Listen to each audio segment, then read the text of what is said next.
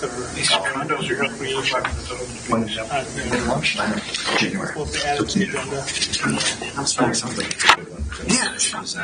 Which one? Because Maureen's last name's Maureen's down here. Well, I remember last time we brought it up. No, I appreciate it. Yeah. It says here that she's on A, 3A. All right, yeah, well, sir. So we're going to add that. Yeah. We'll add that to the Thank you. we'll also add. Well, it says 3A. No, that's something different. Oh, that's the separation payment? Yeah, Oh, that's not what. that's just for payout. Yeah, but what does he come out looking for? Oh, an interim. Oh, that's what. So that want to do it at the same time? No, he's got to add it to Possible approval. Oh, God bless you. so you're gonna put it at like number 5? Sure. RIDG. That's it. You're all set. Call to order a meeting of the Summers Board of Selectmen. Today it's a regular meeting. It's Thursday, April 16th, 2026. We're here in Town Hall Auditorium, and the meeting is going to be streamlined. Please join me in the Pledge of Allegiance. Pledge allegiance To the flag of the United States of America and to the republic for which it stands, one nation, under God, indivisible, with liberty and justice for all.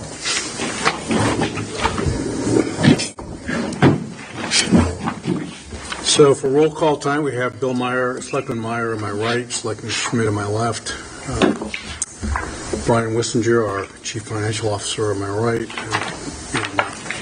Kim LaFleur, our Ops Director, on my left. We have Todd Rowland, Director of Public Works and Emergency Management Director. We have Frank Poirier, the Deputy Emergency Management Director. We have Matt Cox, Social Services Director.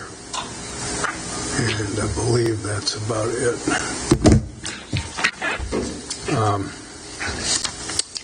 Public comment. Do we have any public comment this evening? Yeah. I'm not forcing anybody to do public comment, but if you have it, we'll receive it. We didn't put your arm behind your back and anything like that.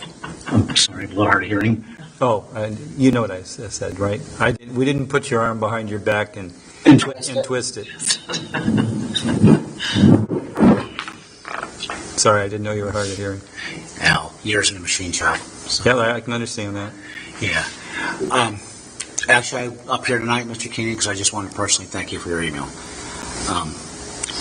I am hoping still we can go forward. The landlord registry was a nice start. I've been keeping an eye on things. There's definitely some modifications to it, and I will keep up communications with you through Kim on it. Right. One of the things I've noticed, and I've told you guys, I've been checking into this deeply. And excuse me if I'm working some overtime, so I don't have my documents with me tonight. There are 3 landlords on the tax rolls here where it's the tax name is an LLC company. Those particular 3 LLCs are not even registered with the state of Connecticut. So, I'm just asking, start policing things a little bit. I know I've been stepping up, helping you out with that. I want us to keep talking. I finally heard back from the state of Connecticut regarding housing prosecutors. After 45 days, they're nice and prompt, but, of course, they beat Mr. Vail to responding. But I would like us to keep going forward on a fair rent commission, and I would also like to, now that the nice weather's here and we have some green, I would like to be able to go out taking a look at some of the lists there we talked about. And I'm in a little bit of an overtime patch right now, but I'll do my best to be communicating that with you through Kim. Great. Thank you. Thank you. Thank you. Thank you, Scott. Any other public comment this evening? Hearing none. Presentation by First Selectman. On a Tuesday this week, I was joined with Brian Wissinger and Karen, our tax assessor, over at the Senior Center, where we rolled out an explanation for the senior and disabled tax relief expansion that we created and voted on several months ago.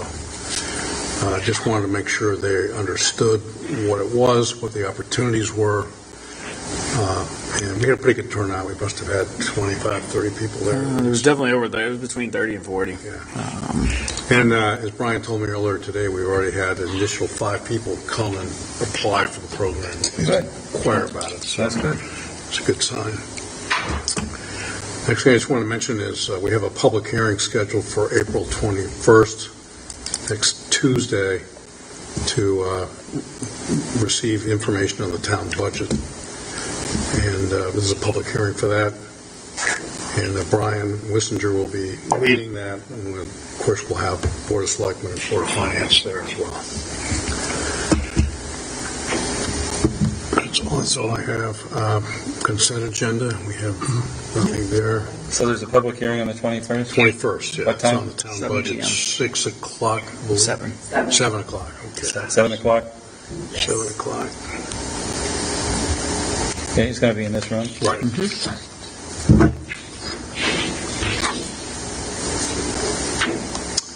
Okay, we have an opportunity to add urgent agenda items. I think we have a couple of those. I have 2 items to add.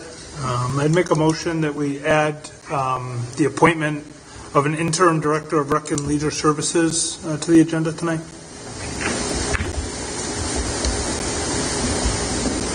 Okay, I'm going to make a motion for that. Second.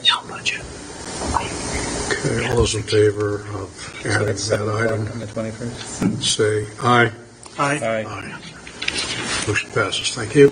And the second item, I'd make a motion that we add discussion and possible action on the building use policy. Bob, Okay, second. second. Hearing any additional conversation on that?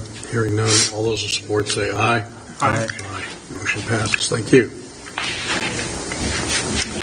Finance, transfers and appropriations. None this week. CFO's finance report. Well, you took 2 of my 3 items, so this will be really quick. Kim. Well, you can expound on them. No, I mean, the presentation went great. Like you said, the senior disabled, it was very well received by everybody at the senior center.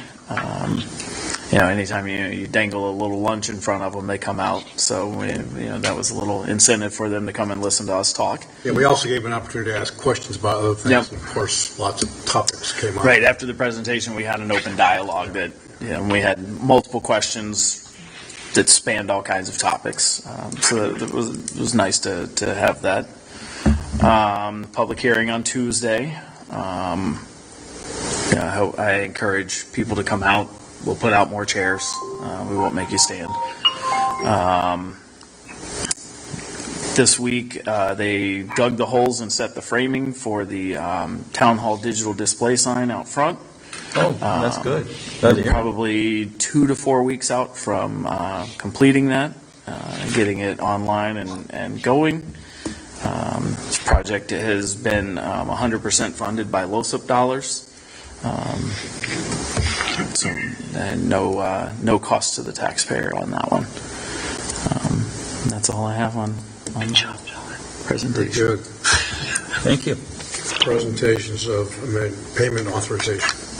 I would like to change the total on the payment authorization. I didn't even notice it when I was Does looking not at add it, up. that it did not add up. I didn't even look at the total. I just started thumbing through the individual items.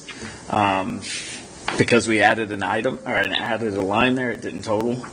So the total is actually $410,631.37. Did you say that again? 410? $631.37. 631 and 37 cents. Yep. Thank you. Surprised somebody else didn't pick that up as well. I know. I literally 20 minutes ago noticed it. Boy, that's a big difference. Yeah. It's not $5. Nope. And I see we did include the excess cost payments. We did, I worked with the Board of Education. We had some questions. They followed up. I distributed the information to the other selectmen, and the questions were answered. So I think we're okay to make those payments. And I know they've worked out an agreement with the Board of Finance as far as those funds. So Excellent. Very good. We have a motion on this. Yeah, I have to make a motion to approve or authorize the payments in the amount of $410,630 $1.37. Second that. Any further discussion on the motion? Hearing none, all those in support say aye. Aye. Aye. Motion passes. Thank you.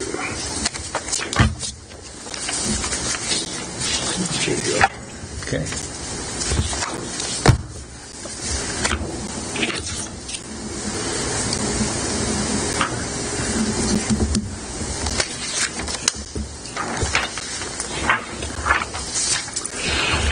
Next on the agenda, updates from boards and commissions. I think we have none there. Old business, non-new business. Capital improvement requests. Director Rowland.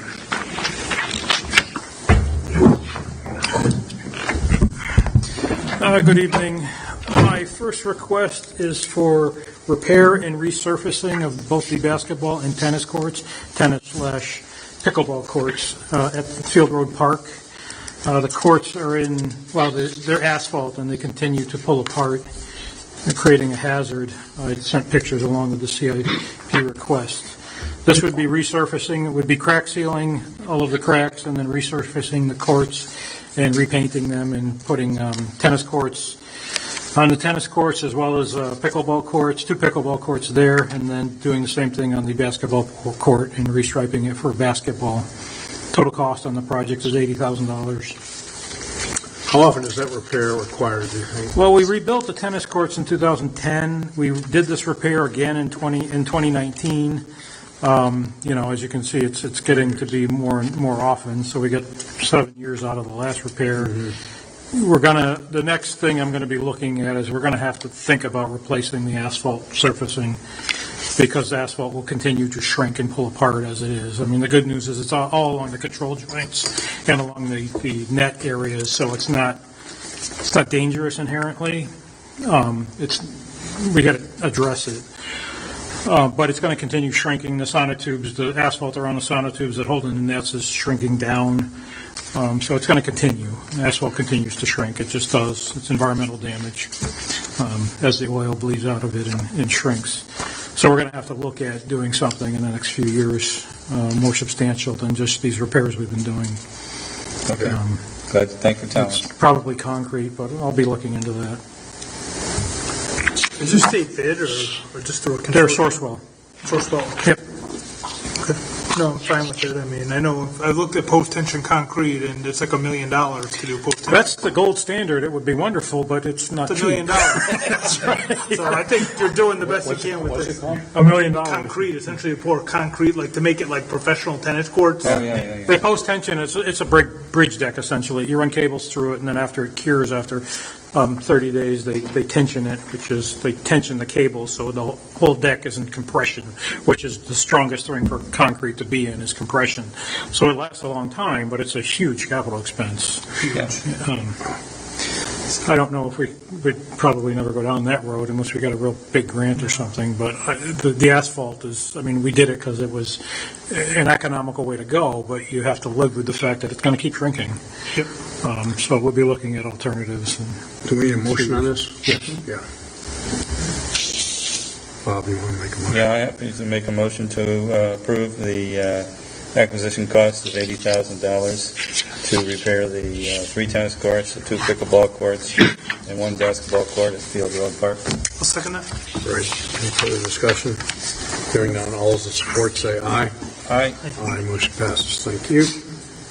Next up is the Summers Veterans Memorial Park and Healing Garden. As you know, the ad hoc committee's been meeting bi-weekly and been working with an architect and came up with our final design, which is a beautiful, beautiful design, which I had shared with this request. It's kind of based on the tobacco barns of the valley, the look of it. So the reason I'm here is the next step is to have a project so that finance can create a project, a line item, and this body can start fundraising. This healing garden is going to be funded 100% by donations or grants, but they can't do that until we have a project. The anticipated build-out cost of this is $400,000. The group is very excited about the prospect of fundraising, possibly looking for grants, and think that they can raise that money. That's a lot of money, so we'll see. If they aren't successful in raising that kind of money, then they would have to look at it and probably reduce the scope dramatically, or look at doing a park in another location, which would be a lot more modest than what we're looking at now. But we're starting with kind of the gold standard and trying to raise funding for that.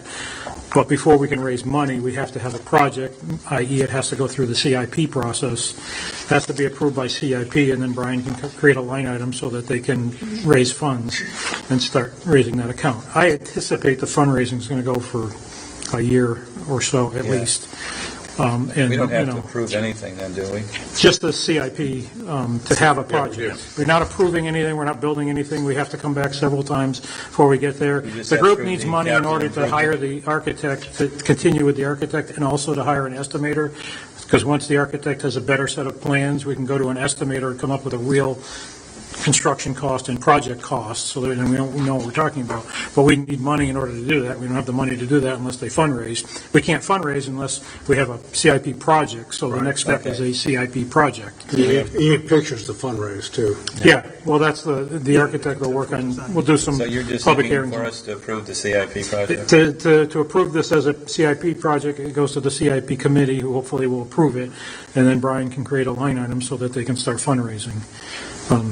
I just don't want to lose track of this. Like, I know sometimes with CIP requests, I mean, there's kind of a distinction in my mind between approving like the concept idea versus approving the construction. Absolutely, and we're not Well, approving the and construction. things typically don't come back to us. So a lot of times we approve a project and then it doesn't come back to us again. Oh, it will. So I want to just make sure when we make this motion, there's a contingency that, this project's got to come back to us before ground's broken, before anything is. It's going to come back to you several times before Well, we I get think to the that first point. selectmen's comments are very appropriate. What if, say we can only raise $100,000, Yep. say we can raise $20,000. Right. What's the contingency to make sure that What does it look like? we don't have like an open hole in the ground or something? We're not going to do that. Yeah, is it a bench or is it? Yeah, we pour a Well, concrete then it's a foundation. bench. Right. No, nothing can move forward until we have a fully fleshed out project, and in order to get to that point, this body would have to approve it before we can even talk about doing construction documents or anything like that. So how often does the committee meet on this? Every 2 weeks. Every 2 weeks. Yeah. And honestly, if we get approval through here and then through CIP, once that happens, then we can meet again and talk about fundraising, but that's really the only thing we have to talk about, other than fleshing out the design a little more and hiring an estimator. We got a price of $3,500 to hire an estimator, but all of it's contingent on fundraising. And until we can raise any money, we can't go any Do further. you have to spend more money before you can initiate the fundraising? No, with this design, they can, so once we have a CIP project and Brian has a line item, they can start talking to people with these With schematics those that we drawings, have. okay. It's it's a high-level proposal. It's going to start talking to people and get people to start donating to the town and putting it in a It revenue. was, I think it was in East Long Meadow. It was either East Long Meadow or somewhere in that area. They're in the process of constructing one of these right Oh, now. And they actually have a sign out front. I believe it was in front of their senior center. I drove by it last week. I should have taken a picture or something. But they're fundraising right now, and they've got one of those big thermometers. Thermometers, yeah. And it's at $475,000. No kidding. So Wow. Sorry. it might be worth reaching out to them to Yeah. find out who they use. You said for East Long fundraising. Meadow? I believe it was East Long Meadow. It's a good idea. Yeah, we have a lot of good people on the committee that are very excited about this, that are active and able to do it. It's just we can't legally move forward until we have a project that we can hold the funds in and finance. All right, so I'd make a motion to forward the conceptual design or the Summer Veteran Park design to the CIP committee for consideration, and further that no construction or expenditure will take place until approved by the Board of Selectmen, at a later date. Yeah. Second. Any further discussion on the motion? Hearing none, all those in support say aye. Aye. Aye. Great, thank you. Thank you. Thank you. While you're there, we might just pick up the additional item. Oh, yeah. Oh, True. Oh, yeah, two, actually. Well, we'll do, first, we can do both if you I want. didn't know it was broken We can up. do both at the same time. Separation payouts? No. No, we're going to do the, interim director of rec. and Interim leisure director of service. Building use policy. Yeah. What's the arrangement then going to be with the interim director of rec? I'm going to keep a lid on it until we hire a new person. Okay, so I'd make a motion to appoint Todd Rowland as the interim director of Rec and Leisure Services effective tomorrow, right? Effective April Or Saturday. 17th. Her last day is tomorrow, so Okay. Saturday. Effective April 18th, 2026, until a replacement's hired. Great. Second. Very good. Any further discussion? Thank you. Hearing none, all those in support say aye. Aye. Aye. Aye, I motion. didn't know if we have to buy you a house in Summers or something, because you're going to be up here so much. I wanted to make sure there were no strings. I hadn't thought of that. That's a good idea. I mean, if you want, yeah, we buy you a house. Well, they building condos back here. They're not cheap. but, Yeah. you know. All the hats you wear. Mr. Krisky can put something together for There you. you go. Yeah, something affordable. We need to build it. Next one is a building use policy. This board approved the changes to the building use policy with the contingency that the town attorney take a look at it. Carl reviewed it and has no comments, other than you need to set an effective date, and he suggested at least 3 weeks out because we have to post the changes that we're going to make in the paper and on the town website and whatever. So I'm suggesting an effective date of May 14th, which gives us a month. That'll give us time to put the changes in the paper and post everything. Great. So you want us to approve the building use policy? You already did. Yes. You just need to set an effective date of May 14th. Oh, just change the date? Yeah, we already You approved approved it contingent upon the town attorney reviewing. Oh, and he's what agreed done. to it. He's Okay. done, yep. We just have to change the date. Got So it. I'd make a motion that the Board of Selectmen set an effective date of May 14th, 2026 for the building use policy that we previously approved. Second. All those in support say aye. Aye. Motion passes. Thanks. Thank you. Thank you. Thanks, John.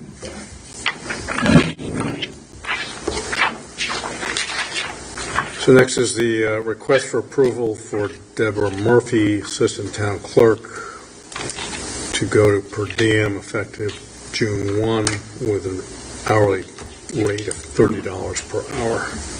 How long is she going to do this? Uncertain. She's only going to do it as We talked needed. about it last board, it's like, it's a good idea. It's sort of, basically, it's a smooth transition to Yeah, I a new understand. I just didn't know how long. assistant clerk. For coverage purposes. Just cover till we hire somebody new? No, we're going to bring someone on board on May 4th. May 4th? Okay. Courtney Spazzarini is going to be on board. She's an outstanding individual. Okay, We're looking forward Courtney. to her coming. How do you spell her last name? Spazzzarini. Spazzarini. Courtney? Courtney. Are we gonna, This is more for like, if they're both sick, we have somebody who can Or come in they're- and cover it, or they're at a conference, or, elections, you can bring in a third person to help with elections. Or someone's on What day is she vacation. coming in? Yeah. May? do we have a limit on this? I mean, I just want to make sure, we're not adding an extra person. Like, No, it's going to be right, kind of no. extenuating circumstance. My guess is that When if nobody's it's in a, the office, she yeah. comes in and my covers. guess is that most this will be like one day a month, if even If that. that, Yeah. Okay. if that. Yeah. This is an opportunity for the town, really. I mean, it gives us good coverage and, No, I'm fine with that. I just want to make sure we're not Yeah, it's not- routinely it's not a staffing. 20-hour-a-week position or anything like that. It's kind of a, hey, can you come in next Thursday? Just a day here and a day Yeah. there. When nobody's here. So- All right. I guess we need a motion on that. Yeah, happy to make, to approve the request for Deb Murphy, Assistant Town Clerk, to go per diem effective June 1st, 2026, at an hourly rate of $30 an hour. Second it. Thank you. All those in support say aye. Aye. Aye. Aye. Motion passes. Thank you. Separation payout requests. So the first one's for Maureen Porcel. These are her adjusted balances based on her last day of employment tomorrow. She's been here over 5 years, right? Yep, just over 5 years. I would say make the motion contingent, that there would be no higher than this amount. And just in case, I don't think she used any sick or vacation time this week, but the only thing it could do is go down. It just couldn't go any higher than this. Okay. What's the amount? $26,406.30. Do we have this money in our separation fund, or is this going to be an appropriation? It's going to end up being a transfer. I just have to figure out the balance and get a transfer in front of everybody. So we're not actually going to make it then until we make the We transfer. can make the payment and then we'll make the transfer. So you have money then in this year's budget? Yeah. So, you want to make a vote motion on that, Bob? Yeah, that we approve the separation payout request for Maureen Parcell in the amount of $26,406.30. Second that. All those in support say aye. Aye. Aye, motion passes. Next, Luke Bulldog. Next is Luke Bolduc. Luke was hired post July 1, 2022, I think is when the rule went into effect, 21 or 22. So he only gets the vacation time payout. So that's why his is much, much smaller. I'm happy to make a motion to approve the separation payout for Luke Bolduc in the amount of $944.85. Second that. All those in support say aye. Aye. Aye, motion passes. Thank you. Matt, all set. Looking forward to your presentation.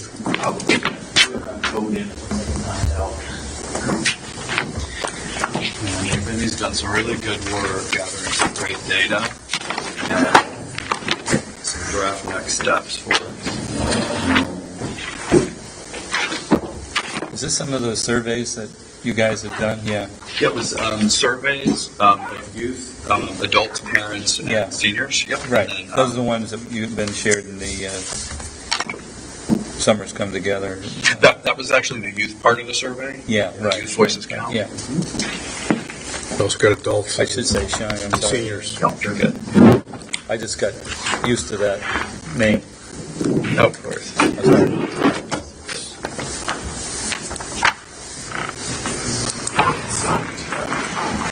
Mr. Hollister, could you just introduce yourself for the record? Sure, Vincent Hollister. How are you? And what's your position? I'm a licensed clinical social worker. Okay, thank you. You're welcome.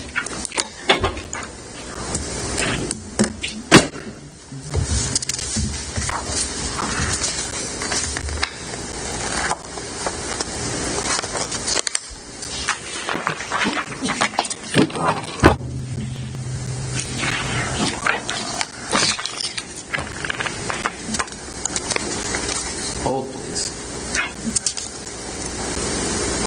Oh, lost the internet. That's why I thought I got kicked out.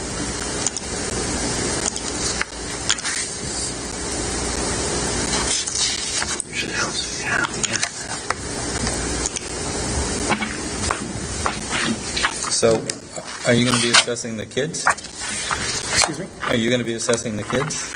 You've already In done this the particular assessment. phase, I may be, going back and having further conversations in the form of a focus group just to validate and collect more data around their specific needs. Yeah, But okay. not, in this particular part of the project, it doesn't include any direct clinical work. Okay, This is really so not- you're going to be talking to, like, guidance counselors and stuff like that? Yep, they're Yeah. definitely part of the scope of what we're Yeah, I going to try understand, to. and social workers and, Yep, yeah, I got it.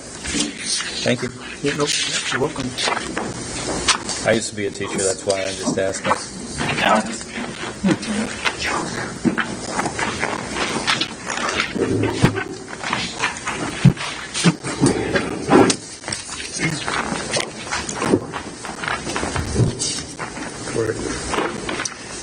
Ready?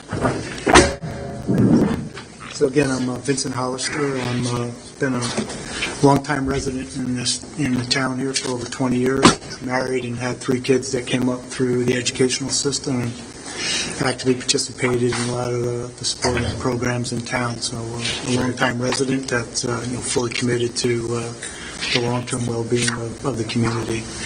And I just really appreciate that this opportunity to present today. And again, I'm a licensed clinical social worker. I've been in private practice for a little over 15 years. I also have experience candidly bringing together the intersection of mental health needs and organizational strategy and structure. Earlier in my career, I led up the expansion and operationalizing a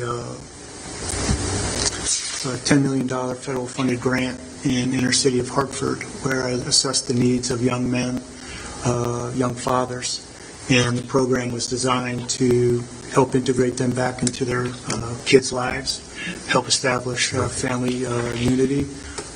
So it was one of my first direct exposures of assessing needs within the community and then being responsible for a practical phased approach to full-blown implementation. So that project will always have, ring fondly for me. It was a very rewarding project because it really delivered positive results to many of the kids within the inner cities of Hartford. How do you measure results? I'm just curious. In that context, we talked about, I'm going off a recall now, in the context of that particular program, it was family dad engagement with visitation of kids.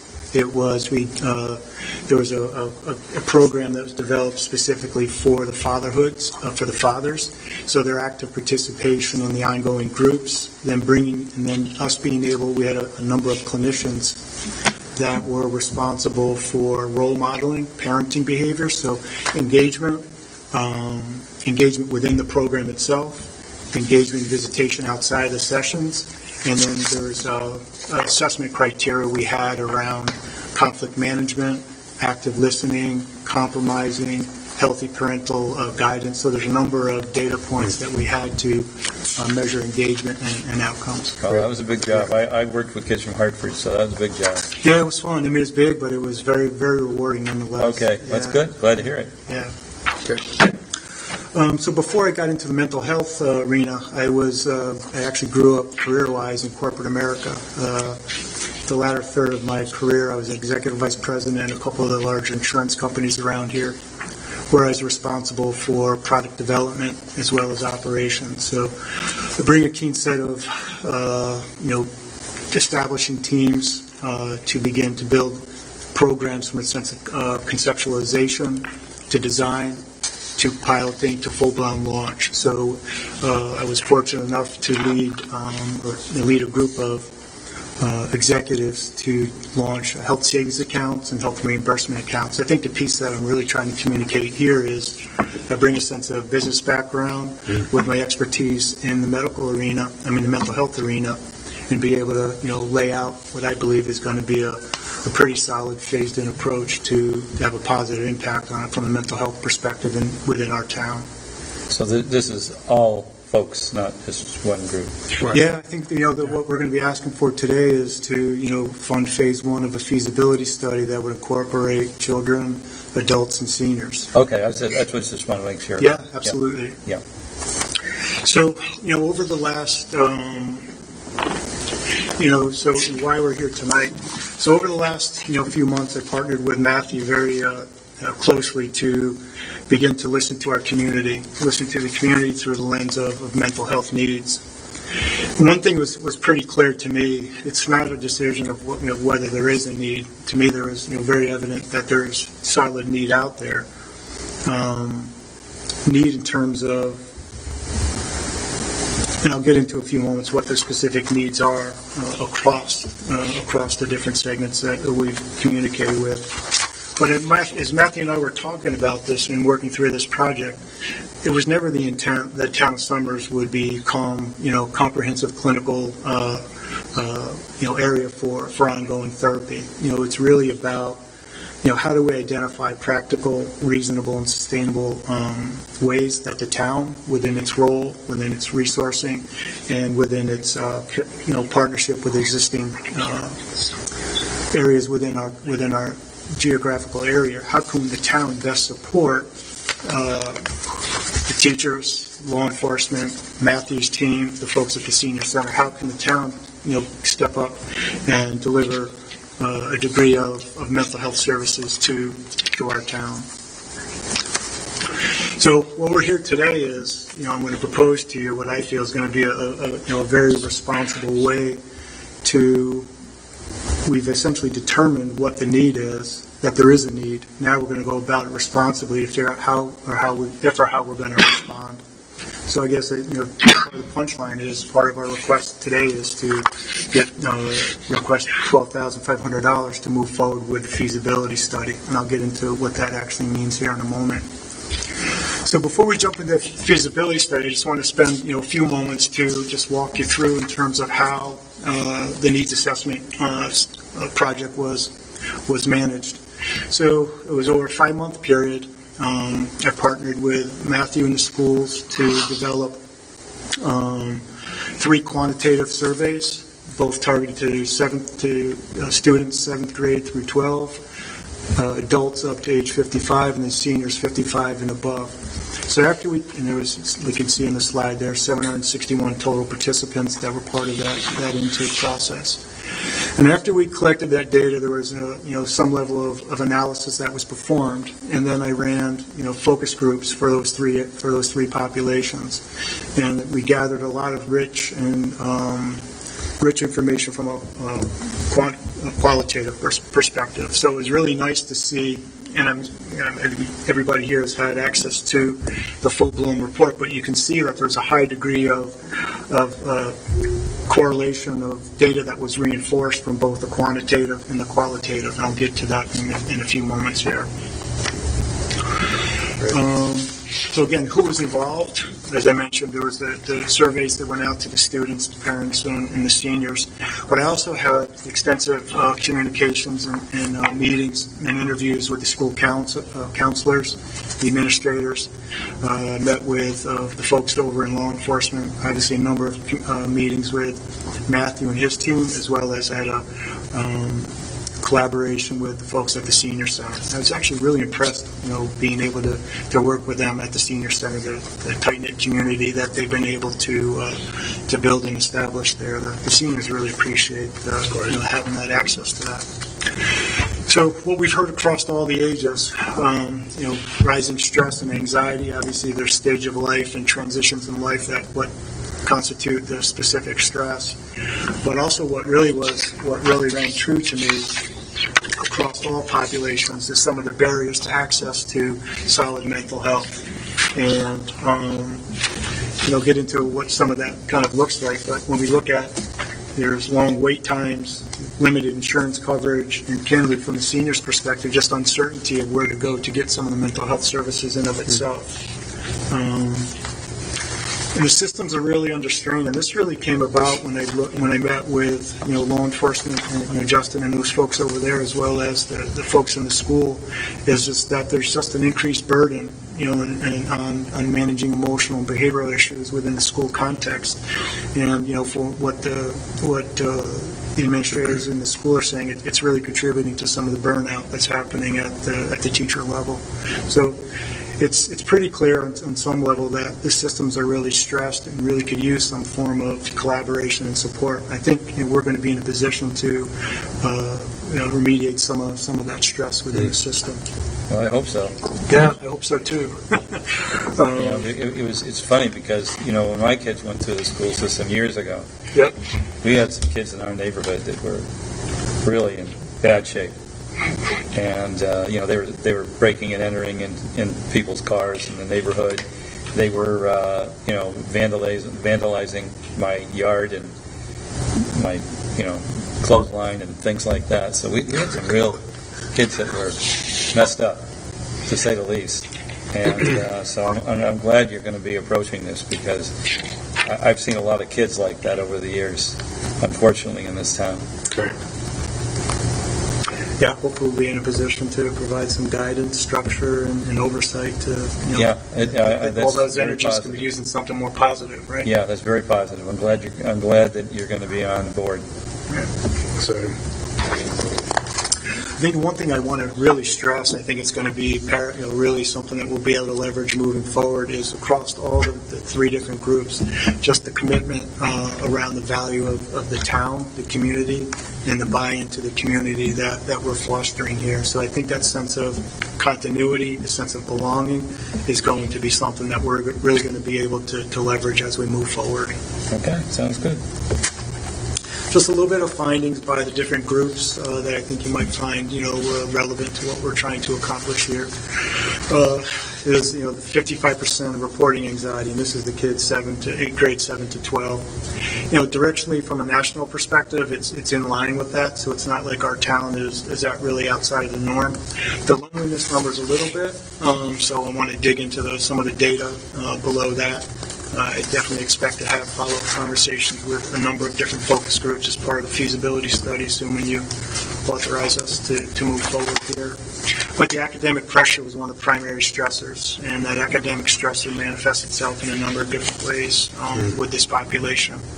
And I will say I've had a lot of experience early in my career working with adolescents, and not just across all the different socioeconomic areas. So it's I have a great deal of professional experience in trying to help those kids and to navigate some of the uncertainties and the pressures that they're under today. One thing that was really came about in the focus group, they were a great group of kids that participated. Just their strong desire of being taught some really practical coping strategies, time management, budgeting, interpersonal conflict, relationships. So there's some real stuff that I think that we're going to be in a position in the group context, workshops, webinars, that I think we're going to have the ability to have a positive impact to actually supplement and complement the life skills classes that they're being taught in middle school now.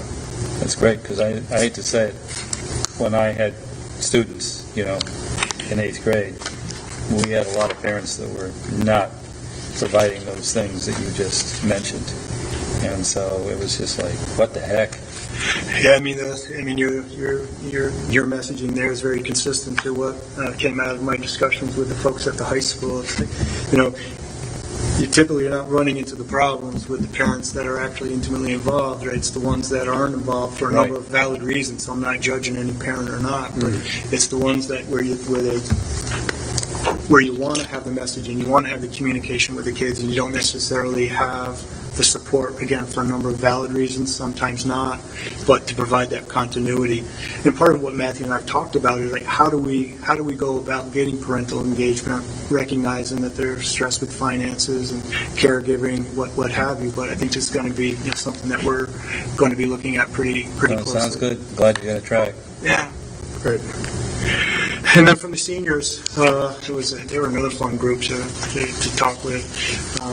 High degree of satisfaction, but when you kind of talk underneath, there's a high degree of loneliness that sits beneath that satisfaction. And I think the loneliness, and again, it's some anecdotal and some just based on my professional experience now. It's really people are living longer, so we're having more medical problems. People that are, and when we're living longer, we're by proxy, what's going to end up happening, we lose some sense of independence, whether it's cognitively, whether it's physically, transportation-wise. So I think that's something that, we're going to try to be in a position to support. I didn't really dive into the transportation piece enough, so I'm not really prepared to talk about that, but I know that's something that all the seniors and the quantitative and the qualitative data came out. They're looking to have some form of enhancement. I can't drive much anymore because I have Lou Gehrig's disease.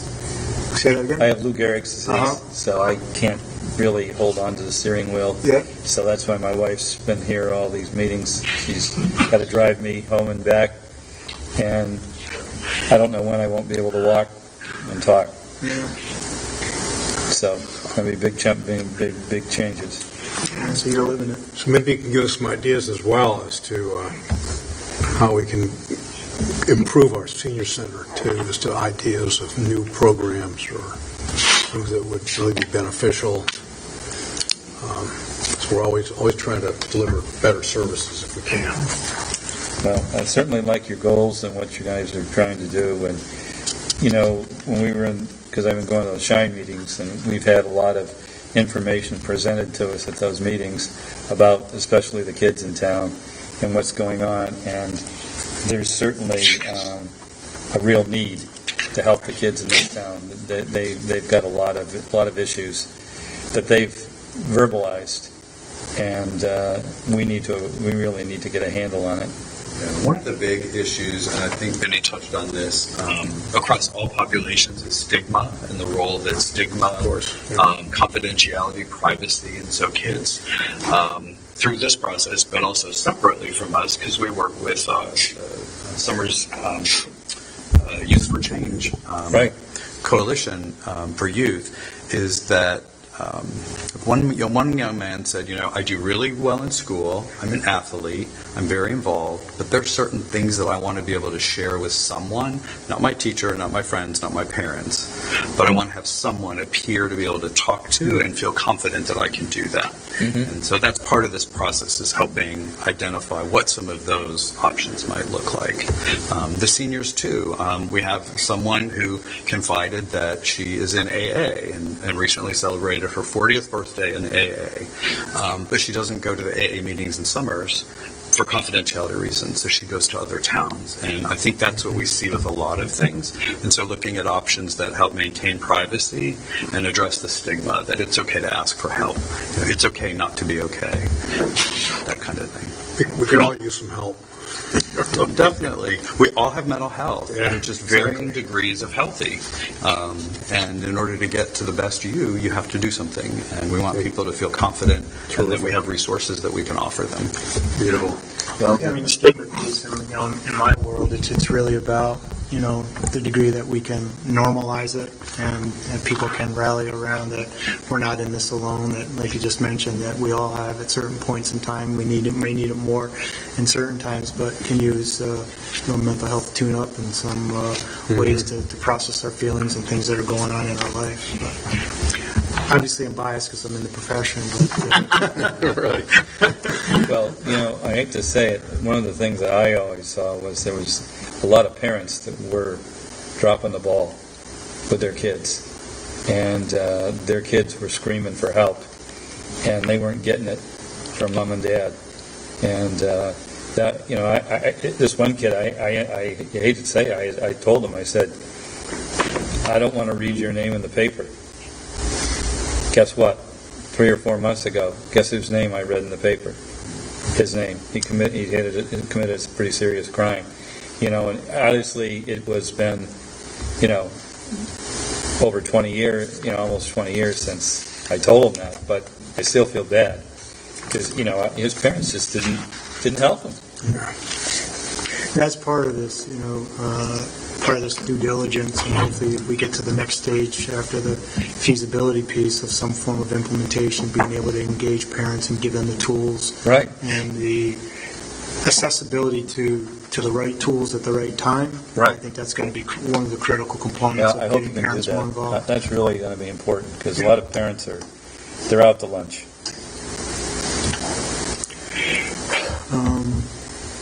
So just to be quick on this slide, I mentioned a few of these points already, stress across the different groups. And in my world, I've been talking to all the residents that I've been working with.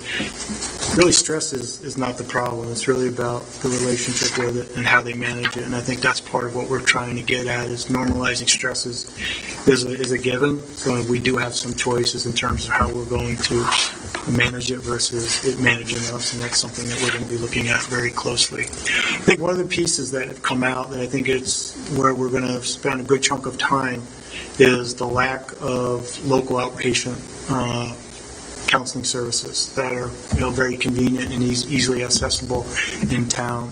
So Matt and I, we haven't gone into a high level of due diligence on that, but I think this is something that we're going to try to solve for. How can we partner with the school, maybe an after-school program for a subset of kids? We have some other ideas of how we might be able to, a hybrid, building something that's a hybrid where we might have some resources here in town to provide the services, combination of outsourcing, some form of hybrid model where we're going to be able to have a very continuity of referrals, whether it's coming from the senior center, whether it's coming from the schools or what have you. So we'll be coming back with recommendations of how that can look and having a financial model that would support that. Again, these are some high-level recommendations that came out of high recommendations that I vetted with Matthew is, the ability to have a centralized hub. Because it was clear in the survey that there isn't one consolidated place where people can go to understand what mental health services are available, how can I get access to them, and what's the way to provide services for the people that I love and care about. So I think there's pieces of information on a number of different sites. So I think part of what we're going to potentially recommending here is bringing that together and doing it in a very cohesive way. And then, again, continuing to address the gap in the outpatient counseling arena. I think that's going to be an area that we're really going to be focusing on. And then we talked about even having some form of group programs in place for prevention and education for the different groups. And I vetted that out a little bit, throwing the focus groups, and there's a high degree of interest to what we're talking about, like I mentioned earlier, financial literacy, stress management, sleep hygiene. There's a number of very relevant topics that have come out across the different groups that an element of, again, psychoeducation, and then an element of, practical application of what we're going to be potentially teaching them. So again, I just wanted to reiterate, there's, in my mind, there isn't a question that there is a need. It's really about, right, how are we going to respond in a responsible way? And I think that's pretty much what we're trying to propose here tonight is, why a feasibility study? So we're going to be in a position to really evaluate a couple different options, implementation options. We're going to be able to assess some costs, some capacity planning, as well as sustainability over the long term.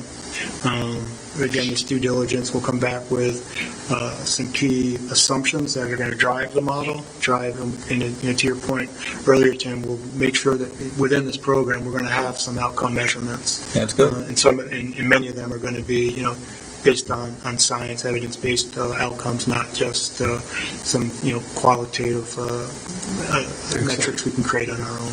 And that'll be part of the feasibility study. Will lay out what we're going to be measuring and how we're going to actually measure the success. That's good. So when I look at the feasibility from this perspective, it's going to provide us clarity before we make a long-term commitment, and that's what we're going to come back with, clarity of options. And this is what we'll get. Like I mentioned a moment ago, we're going to vet a couple different, 2 or 3 different implementation options, come back with a high-level financial model and key drivers to sustain that. So we'll be able to poke holes and pressure test our key deliverables here. And then and then what I hope is that we'll come back to the board here, a couple months from now, with a solid document, some solid recommendations, and get, you guys will have enough information to make a decision. We want to pause on this, or let's move forward with phase 2 of a feasibility study and figure out, how we might want to implement. So I thought just in the summary, this is kind of, I'm hoping to bring everything together as I went through here today. So we've done the needs assessment. That's been completed. And I really look at that in simplistic terms. That's what defines the problem, or I prefer to view it as, really highlights the opportunities that we have in front of us. In my mind, we're right in the middle. This is the feasibility study is going to really take a step back, do a high level of due diligence, perform some rigorous analysis, and then really come back and determine what actually makes sense for our town, what makes sense based on funding, commitment, collaborations, partnerships, etc., what makes sense for us to consider. And that's what we're looking for today, is getting approval to go ahead and do that.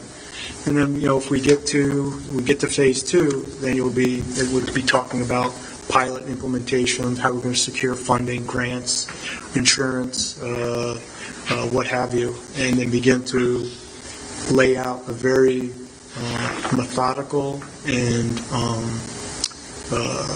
evidence-based approach of how we implement these services in a very meaningful way, financially prudent way, that delivers, that we don't overpromise and underdeliver, and we also get in a position where we come out of the gates, with all this energy, all these services, and then we don't have the ability to fund it long term. Like, in my mind, we definitely don't want to get ourselves in that position. So in my mind, we're going to lay out something that makes financial sense, makes sense from a practical implementation perspective, but has a profound impact on the residents in our town. Okay, makes sense. Question for Matt: how does this fit into the drug-free community grant program? Yeah, so one of the key goals of the Drug Free Communities Grant is to enhance, support the protective factors, so the family factors, the connections to school, the connections to classmates, the confidence that kids have. This certainly, depending on what the eventual outcomes are, could really go a long way in doing that. So it definitely aligns with Drug Free Communities. We can use some of those funds to help fund this next step. For sure, but it also represents a really good opportunity for parents as well, and other adults. And so the thing that I like about this approach is it has kind of a life course approach. So you're looking at youth, you're looking at adults, parents, and then seniors. And so at any stage, there is something that everyone can benefit from, depending on what they're looking for and what their needs are. Sounds good. So, thank you, Vinny. I mean, nice job with this. I think your presentation was very good. I think, it's not surprising what you found. I agree with you. I think if you looked at any community across America right now, we'd probably see a similar picture. I do have a few questions. Number one, the proposal, this would be 100% funded then by the DFC money, the $12,500? Correct. Okay. So no cost to the general fund? No. Okay. Do we have a cost for phase 2? Like what the proposed cost would be for that? So we're on to phase 1. I know we already did the first phase. What are we looking ballpark for phase 2? I'd say probably between like 12.5 and 15.16. Okay. No, I think you have a logical plan. I mean, just a few other comments I'd make. I mean, number one, I think the town has already invested very heavily in social services. We have a much larger social services department than most towns our size. With a full-time, I guess I'd say working director, who should be doing case management, should be seeing clients, things like that. We have a full-time person focused on adults, right, helping people with energy assistance, things like that. We have a full-time person dealing with youth and teens, and we also have a full-time person dealing with substance abuse.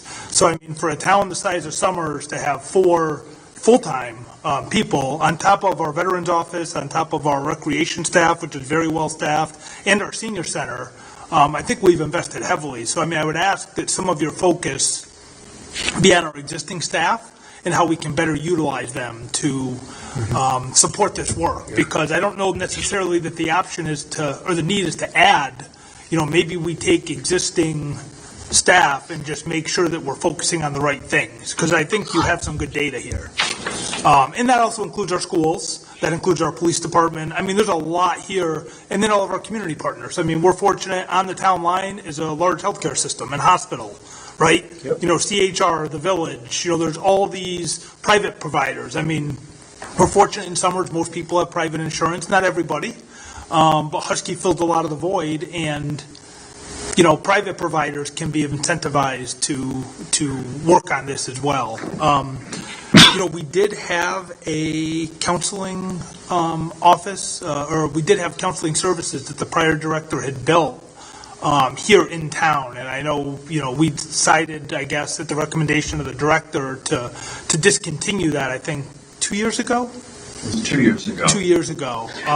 So it's interesting now, after we were told they weren't needed and we discontinued them, that now maybe we're looking at building them back. Because it took a lot of work to get those going, licensing, supervision, insurance. We work with Stafford. But we actually had a model where I think one of our staff was seeing people several days a week. Actually, 2 of our staff were. We did have a program. The challenge was, and Vinny was actually involved at this point, so when the original clinical supervisor quit, when she left, that was about 2 years ago, 2 months ago, and then the counselor went on maternity leave. I was in the process of hiring Vinny as the new clinical supervisor for that person. And we said, okay, now we need to look together about developing policies. And there were no clinical policies and procedures, there were no treatment plans, things like that. And talked with Vinny about, okay, so how do we do this right? Do you want to help me write a job description? And he said, I think we need more data, because you don't have any data to say exactly what the needs are. And have you thought about other age ranges? So if you thought about seniors, you thought about adults. And that's really where the idea of the community needs assessment came from. But that's really where that came from. No, I understand that. I think we're going full circle. I remember having the conversation at the Board of Selectmen meeting because I was not in favor of discontinuing what we had built. And, just hearing that it really wasn't needed, that we're really, and that was the kind of thing I had heard, that, there's other ways we meet the needs, there's private providers, people can drive to Enfield, people can drive to East Long Meadow, but now, so I support it, I think, as long as we can use the DFC money, we don't have any money in the general fund, but if we can use grant funds, I support continuing this, and I think, I look forward to seeing what your recommendations and next steps. I mean, you did a great job putting this together. So. Thank you, appreciate it. Yeah. So I think we need a motion on the authorizing the expenditure of $12,500 on the feasibility study, phase 1. I'd make a motion to approve the phase 1 of the community mental health needs assessment as presented in the amount of not to exceed $12,500 funded by the Drug-Free Communities Grant. Second. Any further discussion? All those in support say aye. Aye. Aye. Thank you very much. Great presentation. Thank you. Nice Thank you job. very much. Really appreciate it. It's an exciting program we're working on here. I'm excited to be involved in it, I really am. Thank you. No, thanks. We're fortunate we have you in town. So Great thank resource. you. Yeah. Yeah, you're a great resource. No travel costs. Yes. No, nice work.